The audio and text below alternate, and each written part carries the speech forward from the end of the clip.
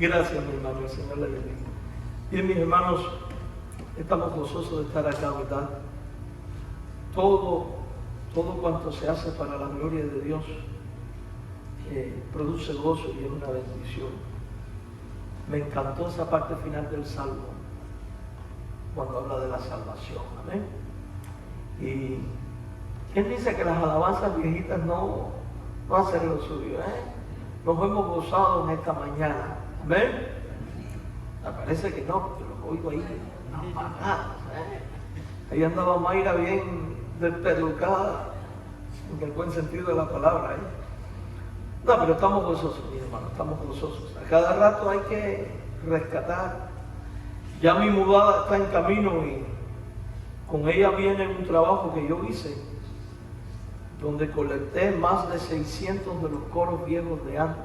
Tengo 600 partituras de esos coritos viejos, evangelísticos de antes, que nos vamos a ir desempolvando y enseñando.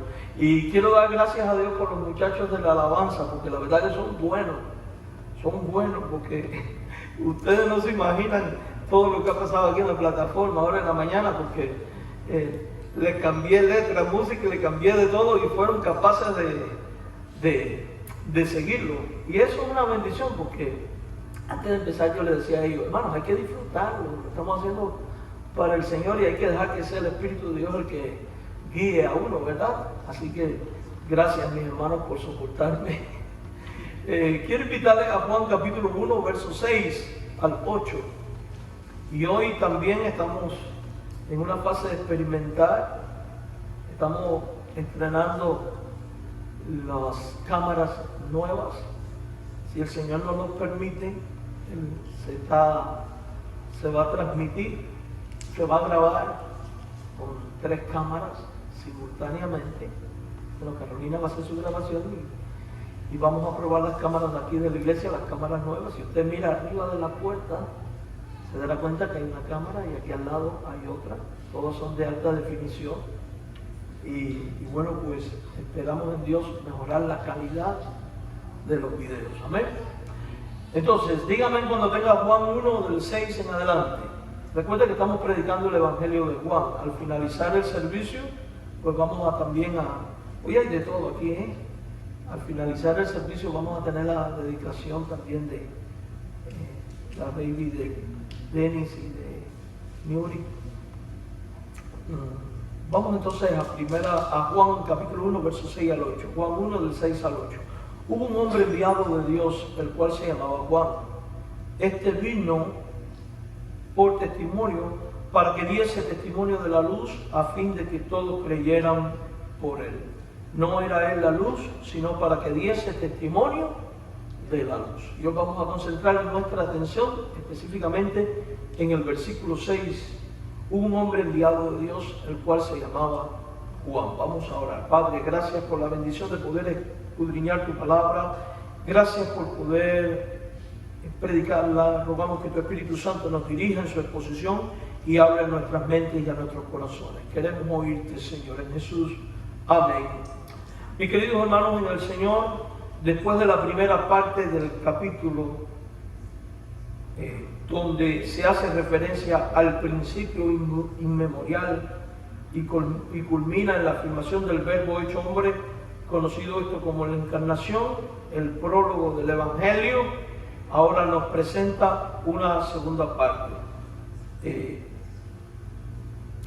el cual, apoyándose en el comienzo histórico que se produce con la entrada en escena de Juan el Bautista, comienza a describir la respuesta que los hombres le dan al verbo hecho hombre. Comienza a describir la respuesta de los hombres a Jesucristo. Y esto tiene que hacernos pensar, porque también esta tiene que ser nuestra respuesta, va a indicar nuestra respuesta a Él. Ambas partes del prólogo tienen en común el hecho de que Dios, mediante su encarnación en Cristo Jesús, se vuelve hacia el mundo para hacer la entrega de un don decisivo, de un don de vida, de un don de luz, de un don de salvación, el cual es Cristo. Esto va a justificar lo que después va a decir en el capítulo 3, verso 16, cuando dice: de tal manera amó Dios al mundo que dio a su Hijo unigénito para que todo aquel que en él crea no se pierda, mas tenga la vida eterna. Esta segunda parte del prólogo es introducido por el recuerdo del testimonio de Juan el Bautista. El mismo está marcado por un cambio de estilo. Y digo un cambio de estilo porque en los versículos del 1 al 5, lo que pasa es que en español no se percibe, en el idioma original de la Biblia, en griego, los versículos del 1 al 5 están escritos en poesía, es un poema, es un himno, pero a partir del versículo 6 en adelante va a empezar a hablar en prosa. Y la prosa siempre, en la mayoría de los casos, se ha utilizado para exponer, describir y anunciar eventos históricos. Entonces, a partir del verso 6 es que se empieza a adoptar este estilo literario. Una simple lectura del texto hace perceptible el cambio, y a partir del verso 6 se nota cómo el texto comienza a hablar en aoristo, en pasado. Aoristo en griego es pasado, a hablar en pasado, indicando que a partir de aquí lo que encontramos no es otra cosa que una narración histórica. Una narración histórica, un relato de una verdad que fue plasmada por escrito bajo la inspiración del Espíritu Santo y que es innegable. Y por eso, en primer lugar, vamos a ver lo que dice la Biblia sobre el Bautista, su testimonio en Jesús y cómo es hecho histórico, no ficción. Una vez más, al leer el verso 6, dice la Biblia: hubo un hombre enviado de Dios, el cual se llamaba Juan. Y aquí podemos encontrar las dos frases en pasado: hubo un hombre enviado, llamado.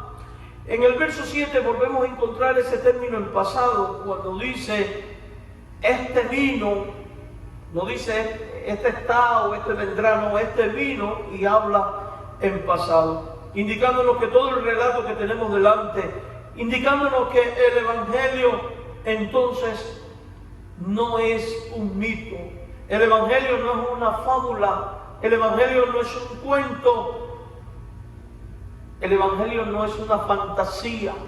Los relatos que encontramos en estas páginas que llamamos las Buenas Nuevas o Evangelio son realidades históricas, son verdades históricas que algunos niegan, pero los verdaderos hijos de Dios creen, y creen porque sabemos que toda la Escritura es inspirada por Dios, porque sabemos que ninguna profecía fue dada por interpretación privada. Entonces, mis queridos hermanos, el Evangelio es realidad histórica, atestiguada por el ministerio, por la predicación y la acción de Juan el Bautista. Note que dice: vino para dar testimonio de la luz. Pero el Evangelio también fue atestiguado y garantizado por el mismo apóstol Juan, autor del mismo, un hombre que, a semejanza del Bautista, fue instrumento de Dios para poner esta verdad por escrito. Si usted va a su primera epístola, en el capítulo número 1, versículos del 1 al 3, nos dice allí la Biblia lo que era desde el principio, lo que hemos oído, lo que hemos visto, y esto lo está escribiendo el mismo Juan: con nuestros ojos lo que hemos contemplado y palparon nuestras manos, tocante al verbo de vida, porque la vida fue manifestada, la hemos visto, testificamos, os anunciamos la vida eterna, la cual estaba con el Padre y se nos manifestó. Y mire cómo esto se parece: en el principio era el verbo era con Dios, el verbo era Dios. Se parece, ¿verdad? Y luego dice en el verso 3: lo que hemos visto y oído, eso os anunciamos, para que también vosotros tengáis comunión con nosotros, y nuestra comunión verdaderamente es con el Padre y con su Hijo. Entonces no nos cabe ninguna duda de que el Evangelio es una realidad histórica. La entrada en escena del Bautista señala que la encarnación, que es Dios hecho hombre, tiene como marco la historia de Israel. Juan el Bautista es la primera persona histórica que el Evangelio de Juan, la primera persona histórica en el Evangelio de Juan en la cual se pone en relación con el Verbo hecho carne, con Cristo, y su aportación pertenece al repertorio de la interpretación. De hecho, esta no es la primera vez donde va a haber este contacto.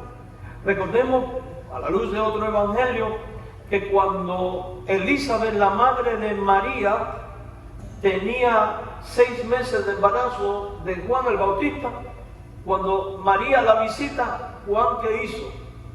Brincó en su vientre, ¿verdad? Entonces, Juan es un precursor, Juan es un testigo de lo que Dios está empezando a hacer. Juan es testigo de la obra de Dios. Juan es testigo de preparar el camino para que el mundo reciba el regalo de Dios. Él es la primera persona histórica entonces en relación con Cristo. Juan el Bautista es el primero en explicar quién es el Verbo hecho hombre, quién es Jesús, y lo hace en virtud de su llamado y del don profético que tiene, en cumplimiento de una antigua profecía, la cual le da validez a su mensaje y por ende a la realidad histórica de Cristo y sus obras narradas en su mensaje y en el Evangelio. El profeta Isaías, bajo la inspiración del Espíritu Santo, había profetizado antes de la venida del Cristo al mundo y había dicho que iba a venir un precursor con el fin de preparar el camino para que todos los hombres creyeran en el Mesías. En Isaías 40, en el versículo número 3, leemos: voz que clama en el desierto, preparad camino a Jehová, enderezad calzada en la soledad a nuestro Dios. ¿Quién es la persona que cumple esto? Juan el Bautista. ¿De quién está diciendo esto?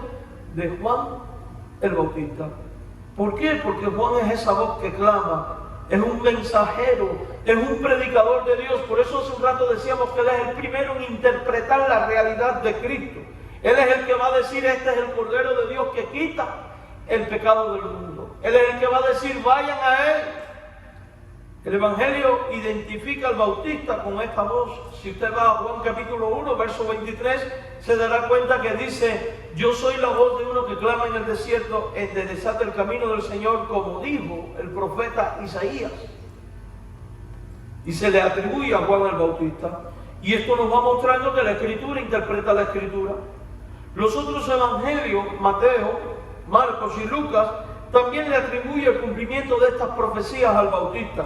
Si usted va a Mateo 3, del 3 al 4, dice: este es aquel de quien habló el profeta Isaías cuando dijo: voz del que clama en el desierto. Y acto seguido, en el versículo 4 de Mateo 3, dice que Juan estaba vestido de pelo de camello, y evidentemente está hablando de Juan el Bautista. Si usted va al Evangelio de Marcos, al capítulo 1, verso del 1 al 4, comienza diciendo: principio del Evangelio de Jesucristo, Hijo de Dios, como está escrito en Isaías el profeta: he aquí yo envío mi mensajero. En el 3 va a decir que la voz clama en el desierto, y en el 4 declara Marcos 1, bautizaba a Juan en el desierto, y él también le atribuye a Juan el ser esta voz que clama en el desierto. Entonces, definitivamente, Juan es un profeta enviado de Dios. Juan es esta persona que va a preparar el camino para que la gente reciba al Cristo y pueda encontrarse con Dios. Eso nos está insertando también en una realidad histórica. El momento del advenimiento del Mesías al mundo ha llegado. El tiempo de la salvación va a empezar a consumarse en aquel que viene y que es Cordero de Dios y que quita el pecado del mundo, que es luz de los hombres, que es vida de los hombres, como hemos visto en los versículos anteriores.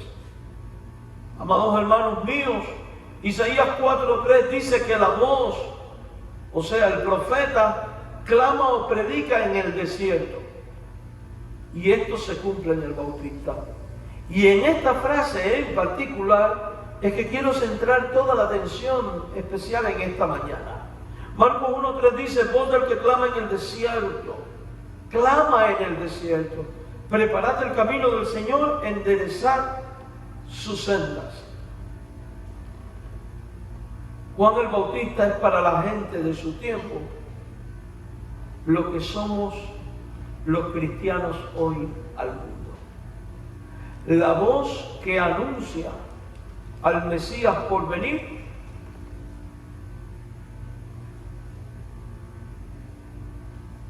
Eso es lo que somos. Ahora hay una marcada diferencia entre el ministerio de él y el nuestro. Cuando Juan está anunciando el advenimiento de Cristo, está anunciando a un Cristo que viene para dar vida, dar salvación, luz a los hombres, quitar el pecado del mundo, reconciliar al hombre con Dios, y está comenzando con la venida de Cristo el momento de la oportunidad. Pero el mensaje de nosotros, encomendado en la gran comisión, cuando se nos dice ir por todo el mundo y predicar el evangelio a toda criatura, y que incluye la segunda venida de Cristo, incluye decirle al mundo Cristo viene, porque esto es una realidad ineludible, Cristo viene, tiene una marcada diferencia con respecto a Juan, que con Juan Cristo venía para dar vida, pero en la segunda venida de Cristo la oportunidad de vida se está acabando, porque está establecido que el hombre muera y después el juicio. Por tanto, la urgencia de nuestra comunicación del evangelio al mundo es para que los hombres crean, se arrepientan y puedan ser salvos, porque el tiempo de oportunidad de salvación se está agotando, porque Cristo puede venir en cualquier momento, y cuando Cristo venga esa oportunidad se habrá acabado. Y por eso la Biblia dice: aquí el día de salvación es ahora. Y los creyentes tenemos que tomar conciencia de ello. Y yo quiero que usted comprenda a donde quiero llegar, que el evangelio comienza como un hombre de Dios enviado por Dios, anunciando y dando testimonio de Cristo al mundo. Y el evangelio concluye con Dios comisionando a todos sus hijos para que vayan al mundo y sean testigos de Cristo en este mundo. Entonces, indiscutiblemente, la misión del pueblo de Dios a lo largo de toda la historia siempre ha sido y siempre ha demandado ser testigos de Dios al mundo. Israel tenía que ser luz que alumbrara a las naciones. Y cada profeta del Antiguo Testamento fue vocero de Dios para proclamar el mensaje. Esto fue Juan el Bautista y estos somos nosotros. Entonces, fíjese, de alguna manera la iglesia tiene un rol profético en este mundo. Y no hablo de profético en términos escatológicos, de anunciar lo por venir y cosas por el estilo. Hablo de profético en el término de anunciar el evangelio, de hablar de parte de Dios, de dar testimonio al mundo de quién es Dios, cómo es Dios, quién es Cristo, quién es el hombre y cómo el hombre puede reconciliarse con Dios. Cómo el hombre puede asirse de esta vida y de esta luz que es Cristo. Cómo el hombre puede quitar por mediación de él su pecado, porque él es el Cordero de la Pascua que verdaderamente quita el pecado y reconcilia al hombre con Dios. Y esta acción profética misional se va a convertir en la centralidad de la misión de la iglesia en este mundo. Y va a indicar el propósito por el cual existimos. La razón por la cual Dios nos deja aquí. Porque, amados hermanos, si Dios no quisiera utilizarnos para ser testigos de Cristo al mundo, simplemente cuando nos convirtiéramos, Él nos llevará con Él. Pero ¿por qué nos deja en medio de este mundo? Para que seamos testigos de Cristo. Entonces, indiscutiblemente, en todo lugar, donde quiera que se encuentre el creyente, ha de ser testigo de Cristo. Ha de dar testimonio de Cristo, ha de decir al mundo: en Él hay salvación, en Él hay vida, en Él está la luz de los hombres, en Él se puede expiar la culpa total por el pecado. Juan 1:7 dice de Juan el Bautista que este vino por testimonio, para que diese testimonio de la luz, a fin de que todos creyeran en Él. Y me impacta grandemente la vida de Juan el Bautista. ¿Sabe por qué? Porque si a él le hubiera dado la gana de decir: yo soy el Cristo, muchos lo hubieran seguido.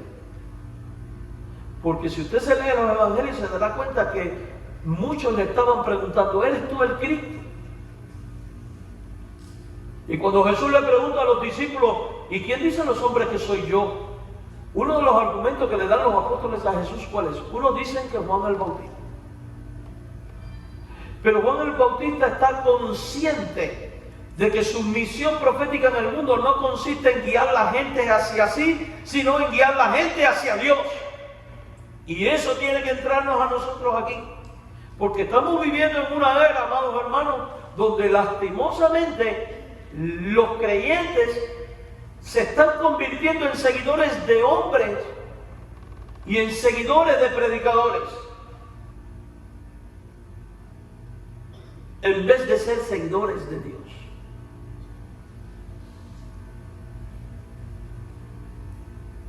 Hubo un momento en el cual después Juan el Bautista va a decir: es necesario que yo mengue y que Él crezca. Porque en la acción profética de la iglesia, en la acción predicadora, evangelizadora de la iglesia, en la acción magisterial, en su magisterio, en su enseñanza, es Dios y solo Dios el que debe de ser honrado y glorificado. Es Dios y solo Dios el que debe de ser anunciado y comunicado a los hombres. Y es Dios y solo Dios aquel a quien hemos de seguir, aquel a quien hemos de dar cuenta, rendir nuestra vida con todo el alma, con toda la mente y con todo el corazón. Tal es así que después vamos a ver que los seguidores de Juan el Bautista, una vez que Cristo comienza su ministerio, ¿qué hacen? Dejan a Juan y se van con Jesús. Y aquí no nos encontramos a un Juan diciendo: pero ¿por qué me dejaron? No. Es que Juan estaba consciente de que su ministerio consistía en guiar a la gente a Jesús. Entonces aquí sobra el excentricismo religioso. Aquí sobra el culto a la personalidad. Aquí sobra la idolatría al hombre. Y toda iglesia ha de estar consciente de que al proclamar su evangelio, al hacer ministerio, cuando la gente se hace seguidora de ella en vez de Cristo, está fallando. Porque nuestra misión es conducir a la gente a Cristo. Que el mundo conozca a Cristo por medio de nuestro testimonio. Porque ¿qué hacía Juan el Bautista? Testificaba. ¿Y qué es testificar? Es anunciar aquellas cosas de las cuales ha sido testigo. De la gracia de Dios, de la verdad de Dios, de la obra de Dios. Cuando Jesús llegó a Gadara y sale aquel hombre endemoniado por 4 años que estaba sin ropa, conocemos la historia. Una vez que Jesús hace el exorcismo y aquel hombre queda libre, le dice al Señor: quiero ir contigo. Jesús le dice: no, ve y dile a los tuyos cuán grandes cosas Dios ha hecho contigo. Dios ha hecho contigo, porque la obra ¿de quién es? De Dios. Ahora uno solo no es testigo de palabras, uno tiene que ser testigo con acciones, guardando un buen testimonio. Recordamos que somos sal de la tierra y luz del mundo. Eso implica ser puesto en alto para poder alumbrar, y sal implica ser capaz o tener la capacidad de darle sazón y preservación al mensaje, porque de lo contrario, si la sal se vuelve insípida, no sirve para nada. Entonces tiene que haber un buen testimonio. Tiene que haber una ruptura con lo mundano y una diferencia a lo mundano, porque somos embajadores en nombre de Cristo. Porque ¿quién va a creer a tu mensaje y a tu testimonio si tu vida misma no es un testimonio? Decía un gran pastor que hubo en mi país, fundador de la Iglesia Evangélica de los Pinos Nuevos: si tu vida no es un testimonio vivo, tu testimonio no tiene vida. Y eso es muy cierto. Y eso es muy cierto. Ahora la pregunta es: ¿tenía Juan el Bautista testimonio para preparar el camino? Sí. Si usted lee el Evangelio, dice que estaba vestido con piel de camello, que estaba en el desierto. Eso significa que era un hombre entregado por completo a las disciplinas espirituales: la oración, el ayuno, la búsqueda de Dios. Y cuando él predica y de la manera que lo hace, diciéndole a la gente, generación de víboras, ¿quién les enseñó a huir de la ira venidera? Y con una autoridad extraordinaria, no encontramos a ningún fariseo, ni a ningún saduceo, ni a ningún escriba diciendo, ¿quién te dio esa autoridad? ¿Quién es este hombre? ¿Y saben por qué ninguno de ellos pudo hacer eso? Porque Juan tenía testimonio. De hecho, cuando Jesús es puesto a prueba y tentado, él, para refutar a los fariseos y escribas, les dice, yo le voy a responder, pero decidme esto. Juan el Bautista, ¿era de Dios o era de los hombres? ¿Se acuerdan de la historia? Ellos se pusieron a un lado a consultar. Si decimos que es de los hombres, nos van a matar a pedrada, porque todo el mundo tiene a Juan por profeta. Y si decimos que de Dios, me va a decir, ¿por qué no la creíste? Ahora, ¿por qué Jesús puede usar a Juan el Bautista como ejemplo de alguien enviado por Dios? Porque Juan el Bautista era alguien con testimonio. Y al tener testimonio se había vuelto creíble. Y al tener testimonio tenía autoridad para anunciar las buenas nuevas y poder decirle al mundo, tenemos un Cristo que cambia la vida. Tenemos un Cristo que puede deshacer tu pecado. Tenemos un Cristo que puede hacer que tú rompas con esto, aquello y lo otro y hacer de ti nueva criatura. Pero amado hermano, como dice el dicho, nadie puede predicar la moral en calzoncillos. Juan era un testigo en todo el sentido de la palabra. Y eso debe motivarnos a nosotros a la reflexión. De que si tenemos la misma misión de ser testigos al mundo, y hemos recibido un mensaje para comunicar, que es el mensaje del Evangelio, no basta con anunciar, no basta con predicar, es imprescindible también vivir conforme al Evangelio. En armonía con el testimonio propio de los santos, con el testimonio propio de los hijos de Dios, en una ruptura radical con lo mundano. Oh, pastor, eso es puritanismo. Eso no es puritanismo. Eso se llama santidad. Eso es fundamentalismo. Eso no es fundamentalismo. Eso se llama santidad. Condición de nueva vida. Porque el cristiano no puede hallar conformidad con lo mundano. No ames al mundo ni las cosas que están en el mundo, porque la amistad con el mundo es enemistad con Dios.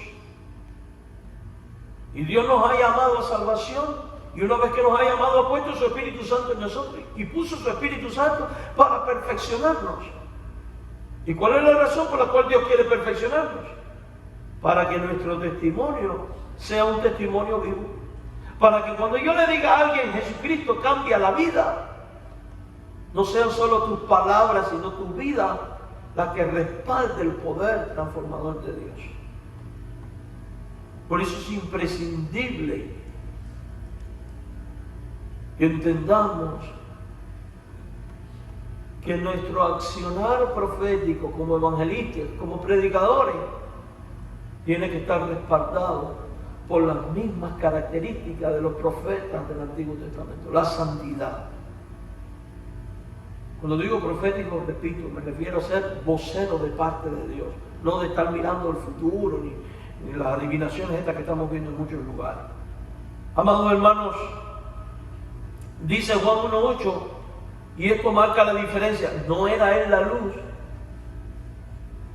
y esto es importante, sino para que diese testimonio de la luz. Recuerda que comparando con el verso 4 y 5 hace alusión a Cristo como la luz. Lo que está diciendo es, no es Él el Cristo. Nosotros como mensajeros no somos Mesías. La iglesia no es Mesías redentora. Los pastores no son Mesías redentores. Usted no es Mesías. Uno solo es el Mesías. ¿Y es quién? Jesús. Y es su persona y su nombre el que tiene que ser proclamado. Juan el Bautista es solo un testigo. Los cristianos en víspera de la segunda venida de Cristo, a semejanza de Juan, somos testigos de Cristo, voceros de Cristo al mundo. Esto le dijo Jesús a sus discípulos en Juan 20:21. Paz a vosotros. Como me envió el Padre, así también yo os envío. El Padre envió a Juan, el Padre envió a Jesús, el Padre también por medio de Jesús nos envía aquí a nosotros. Los creyentes somos a semejanza del Bautista, gente enviada como voceros y testigos de Cristo. Y la máxima expresión de esto lo tenemos en la gran comisión. Recibiréis poder, Hechos 1:8, cuando haya venido sobre vosotros el Espíritu Santo, y me seréis testigos en Jerusalén, en Judea, en Samaria y hasta lo último de la tierra. La iglesia es profeta de Dios en el sentido de que es precursora que prepara el camino para la segunda venida de Cristo. Mis queridos hermanos, también es importante que la iglesia en su misión de ser testigo entienda el entorno en el cual somos testigos.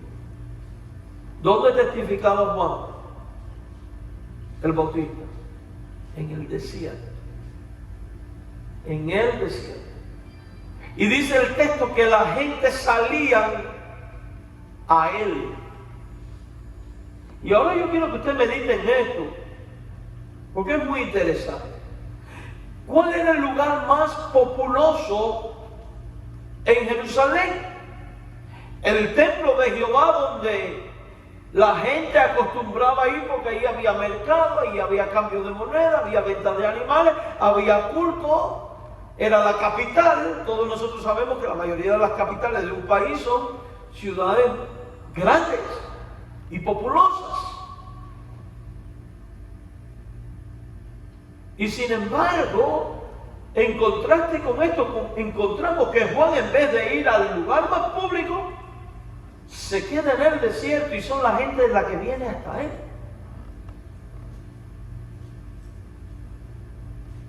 Pero, ¿qué condiciones hay en el desierto? En el desierto no hay agua. Bueno, en la parte que estaba Juan sí, porque estaba en el río.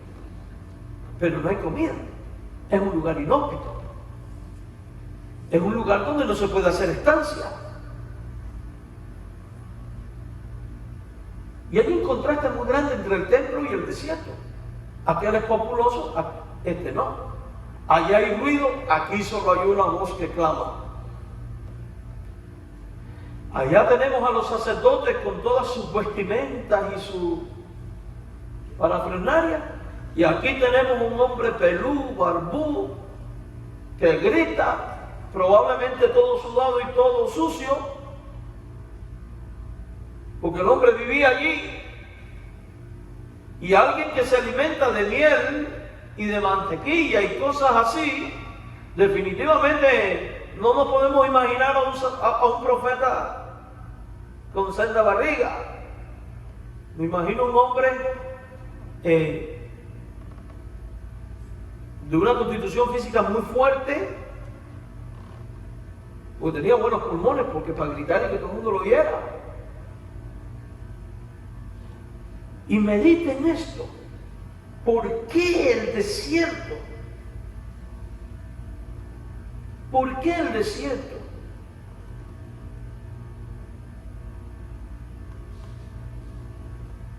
¿Qué quiso enseñarnos Dios a los creyentes con la acción ministerial de Juan en el desierto? ¿No era más práctico hacer estas cosas en los lugares públicos?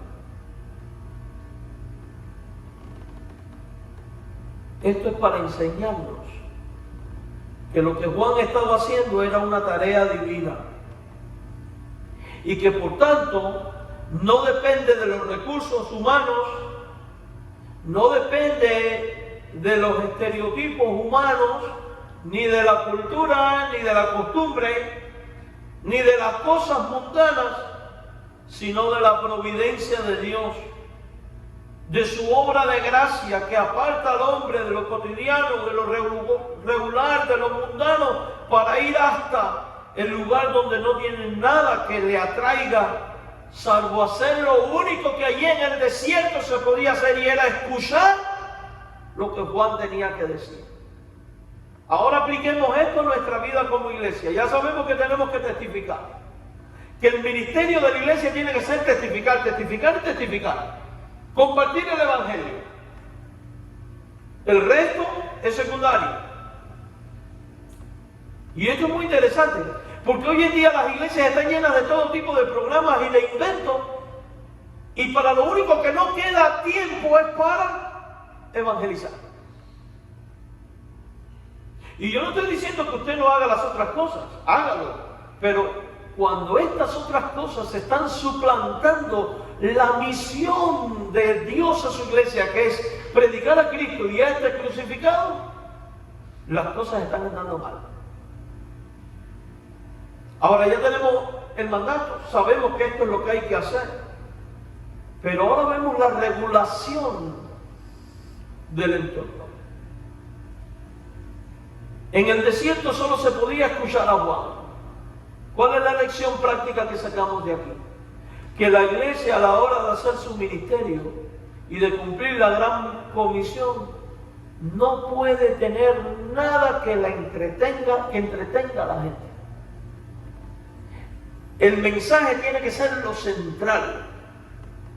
Todo tiene que terminar ahí, en que la gente escuche el mensaje de Dios.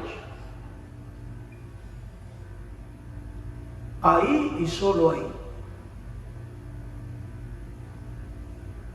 En el desierto no había cambio, monedas. Vendo vacas por 3 kilos. Vendo palomas por sacrificio. Porque en un mercado, ¿qué es lo que vemos, hermano?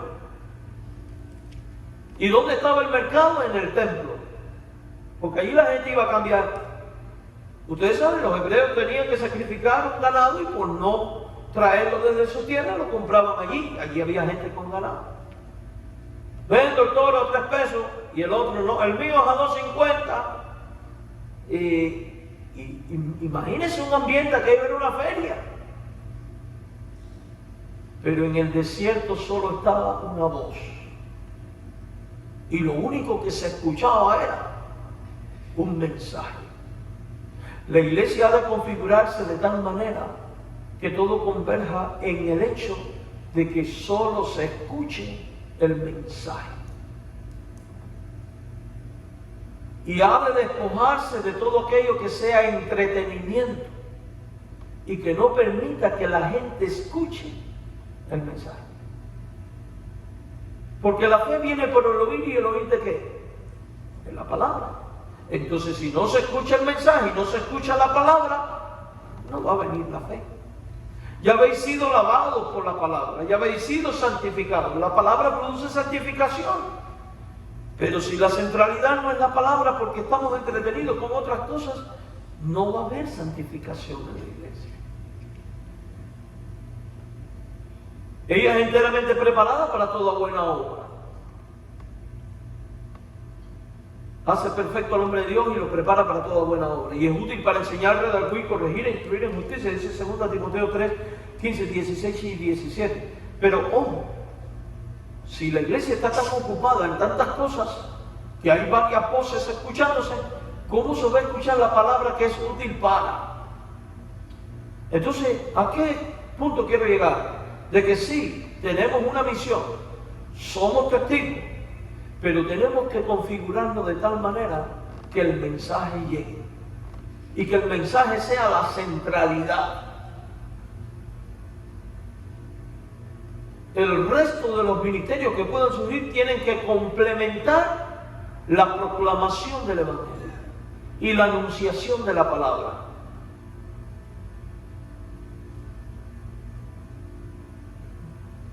En el Antiguo Testamento, porque los creyentes habían escuchado la palabra y la habían entendido, es que entraron en comunión. Pero no va a haber verdadera comunión con Dios, con Cristo y entre nosotros, si primero no hay una comprensión en torno a la palabra y comunión en torno a la palabra. Por eso el desierto, mis hermanos.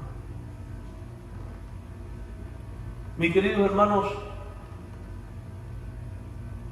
el mensaje de arrepentimiento, el mensaje que conduce a Cristo como el Cordero de Dios que quita el pecado del mundo, y el mensaje que debe conducir al arrepentimiento y a la fe, testificado por medio del bautismo, es lo único que había allí. La iglesia hoy, y por ende, cada creyente debe de asimilar que como voceros de Cristo, como precursores de Cristo en este mundo, somos llamados a ministrar en su propio desierto, siendo esa voz profética que en virtud de su misión y mensaje atraiga a la gente del mundo a la iglesia para escuchar lo que la gente necesita escuchar, el Evangelio de la salvación, con un propósito en mente: ser testigos de Cristo, ser luz de Cristo y procurar que la gente crea en Cristo. Tenemos que actuar de tal manera que sea un salir del mundo al desierto, del mundo a la iglesia. Entonces quiere decir que tiene que haber una separación entre la iglesia y los mundanos. Aquí no podemos vivir como se vive allá afuera. Y aquí no se pueden hacer las cosas que se hacen allá afuera. Como iglesia y como individuo, aunque usted esté en su casa, tiene un compromiso delante de Dios de vivir en santidad y de marcar una diferencia con respecto a lo mundano. Y así como en el desierto donde Juan ministraba, no había ningún atractivo ni entretenimiento salvo la predicación que prepara el camino del pueblo, rellenando todo valle, como dice la Biblia, bajando todo monte, enderezando todo camino torcido, allanando todo camino áspero, por medio de la predicación, tal y como revela Lucas 3:5, todo valle se rellenará, se bajará todo monte y collado, los caminos torcidos serán enderezados. Es que el hombre, por causa de su pecado y de su ausencia de Dios, tiene una variedad de problemas espirituales que le impiden el acceso a Dios. Y nosotros, como testigos de Cristo, tenemos el mensaje que es la solución a esos problemas. Pero ¿quién va a creer en ti y en mí si el mundo ve en nosotros los mismos que son ellos? ¿Cuáles son algunos problemas? Algunos hombres tienen un vacío espiritual que solo puede ser rellenado por Cristo. Cuando tú y yo testificamos, estamos rellenando posiblemente. Otros están tan inflados de tanto pecado y son tan egocéntricos y tan llenos de sí mismos que solo por medio de la predicación puede ser rebajado. Otros llevan una vida tan torcida que su única esperanza es que Cristo le enderece el camino por la predicación. Otros están ásperos y solo pueden ser allanados por medio de Cristo. La predicación del Evangelio y el mensaje de salvación que permite que el pecador se encuentre con su Dios es la misión principal del cristiano y de la iglesia. Por tanto, debemos comportarnos y actuar de tal manera que no exista ningún atractivo ministerial que desvíe la atención a otra cosa. La iglesia ministra en el mundo, pero no es del mundo. Y aunque no es quitada del mundo real, sí es guardada y debe guardarse del mal que hay en el mundo. O sea, de la mundanalidad. Dice Juan 15:19, y presta especial atención a esto: si fuereis del mundo, el mundo amaría lo suyo, pero porque no sois del mundo, antes yo os elegí del mundo, por eso el mundo os aborrece. Los creyentes no son del mundo. Y no pueden tener convivencia con cosas mundanas, ni su estilo de vida puede ser como el de un mundano. Juan 17:14. Yo les he dado tu palabra y el mundo lo aborreció. El mundo aborrece la palabra de Dios, entonces ¿cómo voy a tener yo semejanza con el mundo? ¿O pretender lo mundano en mi vida o en mi iglesia? No. El mundo lo aborreció porque no son del mundo, como tampoco yo soy del mundo. Cristo no era del mundo. Y si somos seguidores de Cristo, entonces no podemos tener las cosas que tiene el mundo. Tiene que haber una ruptura en nuestra vida, como creyentes, como iglesia. Juan 17:15 dice: no ruego que los quites del mundo, sino que los guardes del mal. ¿Por qué no somos quitados del mundo? Porque si bien no vivimos igual que ellos, nuestra misión sí es en medio de ellos. Pero para que ellos se conviertan a nosotros, no nosotros a ellos, como dice el Antiguo Testamento. La iglesia no ha de procurar ser atractiva al mundo, y muchísimo menos tener un mensaje diluido por procurar ser atractivo al mundo. Tener la iglesia llena porque somos atractivos y simpáticos a costa de no predicar la verdad es vivir en un engaño, es tener una congregación con deseo de oír, pero de oír doctrinas de demonios.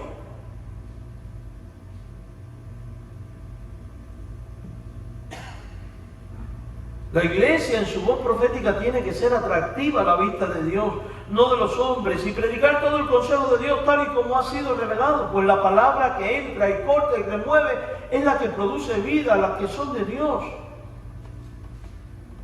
Y los que son de Dios escuchan estas palabras y creen aquel que la palabra revela a Jesucristo. Primero de Juan, capítulo 4, versos 5 y 6 dice, ellos son del mundo, por eso hablan del mundo.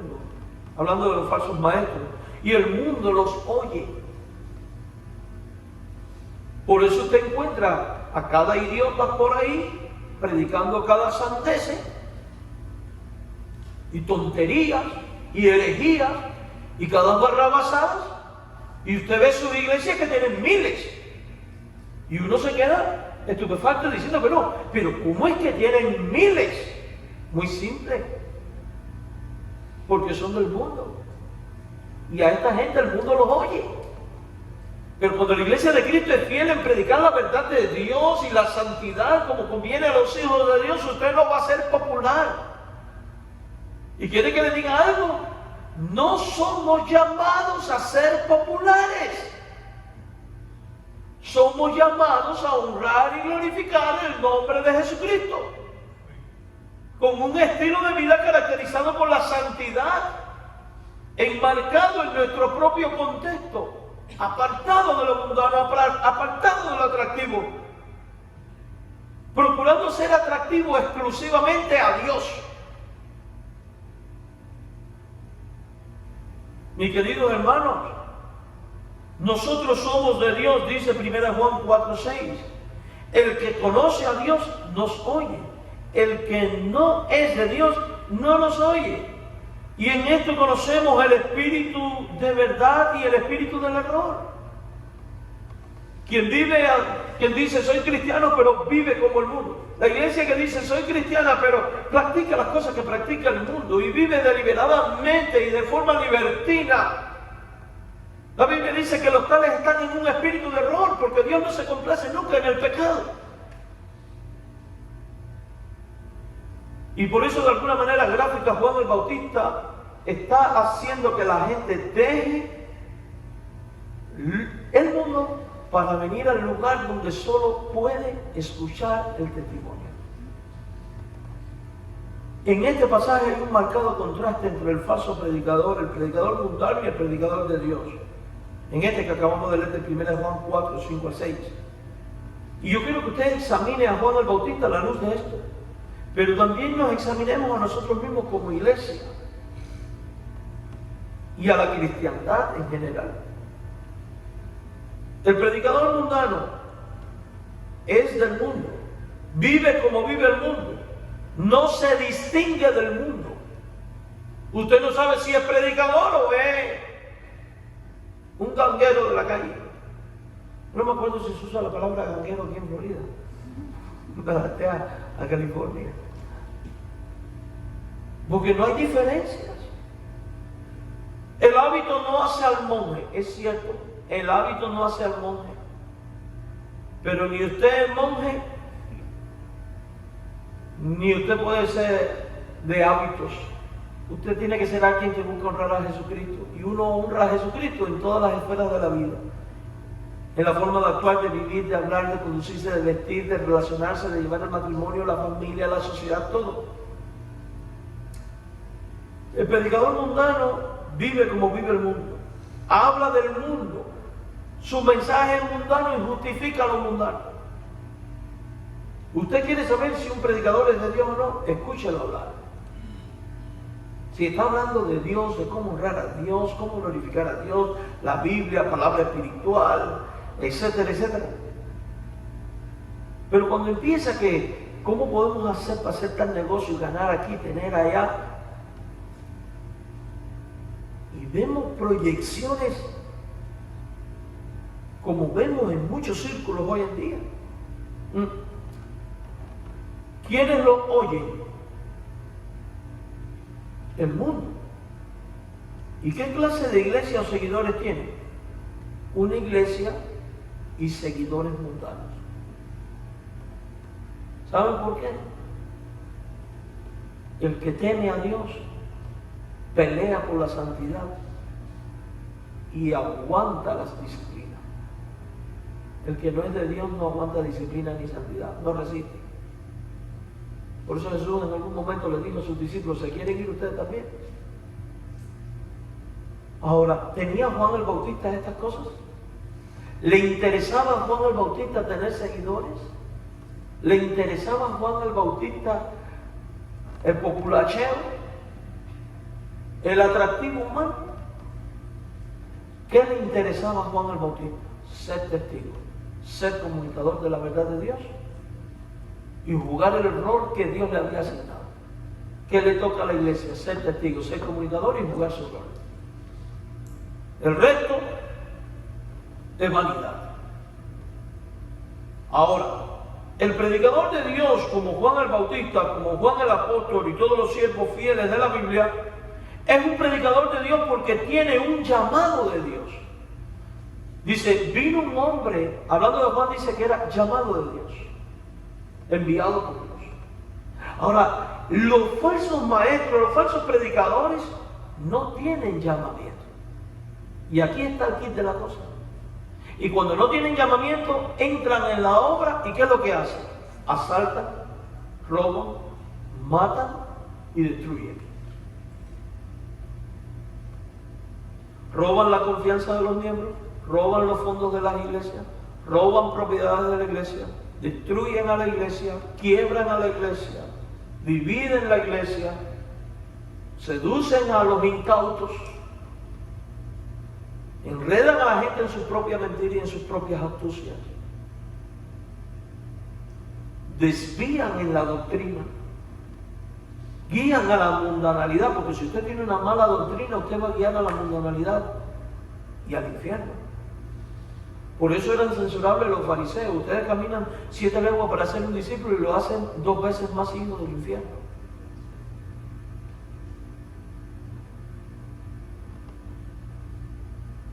Un verdadero